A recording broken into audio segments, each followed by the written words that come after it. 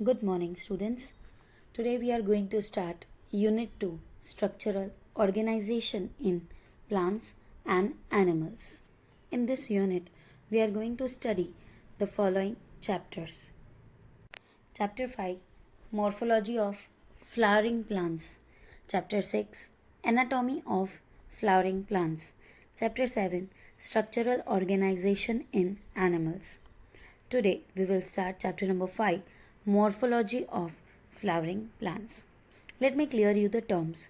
Morphology means the outlook or the appearance of the plants that bear flowers, that is gymnosperms and angiosperms. In this chapter, we will be studying the root, the stem, the leaf, the inflorescence, the flower, the fruit, the seed, semi-technical description of a typical flowering plant, description of some important families. So let us start with the introduction of this chapter, Morphology of Flowering Plants. The wide range in the structure of higher plants will never fail to fascinate us, that is to attract us, even though the angiosperms show such a large diversity in external structure or morphology. They are all characterized by presence of root, stem, leaf, flower and fruits.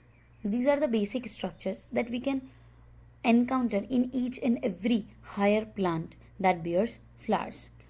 In chapter 2 and 3, we talk about classification of plants based on morphological characteristics as well as other characteristics. For any successful attempt at classification and at understanding any higher plant, we need to know standard technical terms and standard definitions. We also need to know about the possible variations in different parts found as adaptation of the plants to their environment. Example, adaptation to various habitats for protection, climbing, storage, etc. So along with the plant parts, we are going to study the modification of these parts so that we may come to know that if a flower of a particular plant is looking like so why it looks so. Clear? So if we pull out any weed, we will see that all of them have roots, stem and leaves. They may be bearing flowers and fruits. The underground part of the flowering plant is root system, while the portion that is above the ground forms the shoot system. A typical plant consists of two parts, one underground and one above the ground. Whatever is found underground is comprises root system, while whatever is above the ground, that is leaf, stem, fruit, flower, buds, clear, that will form shoot system. Here's the parts of flowering plant. We can see the plant is divided into two parts, shoot system and root system. Root system consists primary root, secondary root, while shoot system consists of flower, fruit, stem, leaf, node, internode and bud. Let us start with the root. In majority of the dicotyledonous plant, the direct elongation of the radicle leads to the formation of the primary root, which grows inside the soil. It bears lateral roots of several orders that are referred to as secondary, tertiary, etc. roots. The primary roots and its branches constitute the root system that is known as tap root system, as seen in mustard plant. In monocotyledonous plant, the primary root is short-lived and it is replaced by large number of roots. These roots originate from the base of stem and constitute the fibrous root system, as seen in wheat plant. We can see here the both types of root system. The first one is having main root and lateral root, that is forming a taproot system. The second one is not having any main root and hence all the roots are fibrous, which is known as fibrous root system. Along with the taproot and fibrous root system, in some plants like grass, Monstera and banyan tree, roots arises from the parts of the plant other than the radicle and are called adventitious roots. The figure shows adventitious roots in a banyan plant.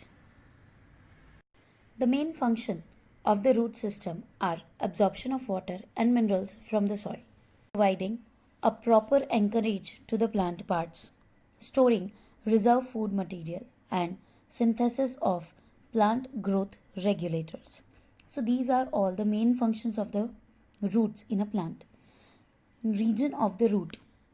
The root is covered at the apex by a thimble-like structure called root cap.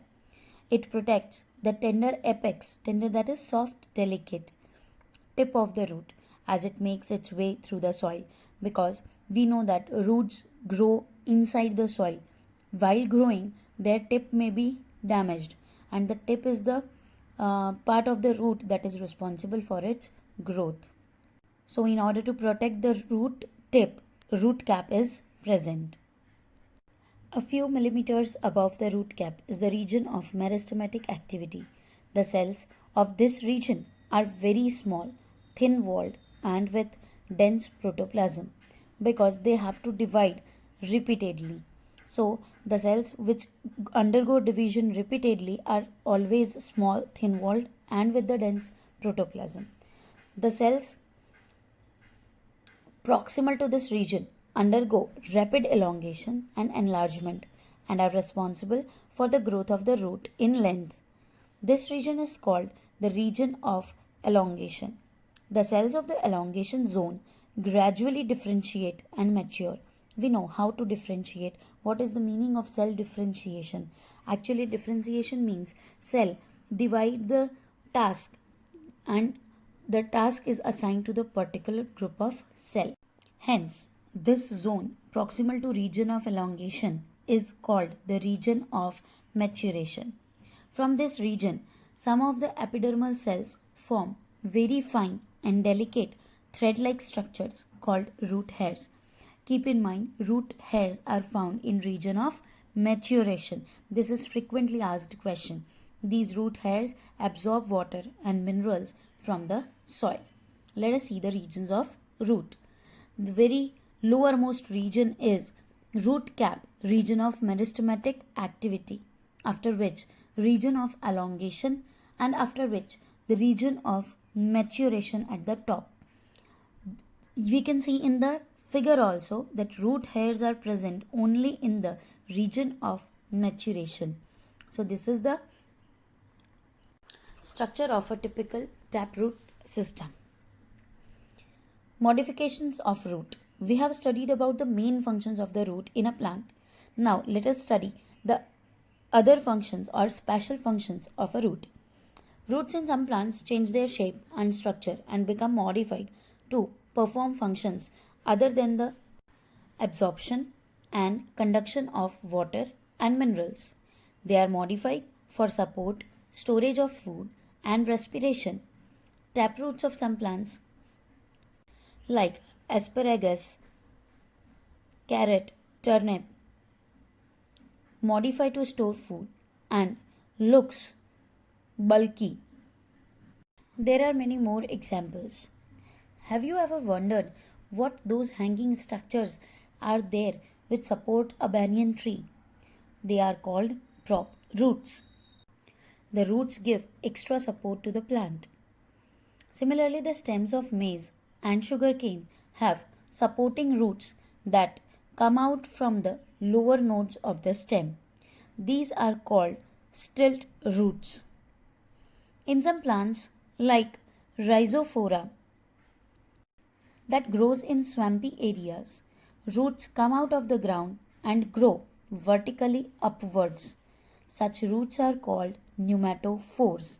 Such vertically upward roots help to get oxygen for respiration, because in swampy areas there is not enough amount of oxygen dissolved in the soil gaps, soil pockets, or not dissolved in the water also.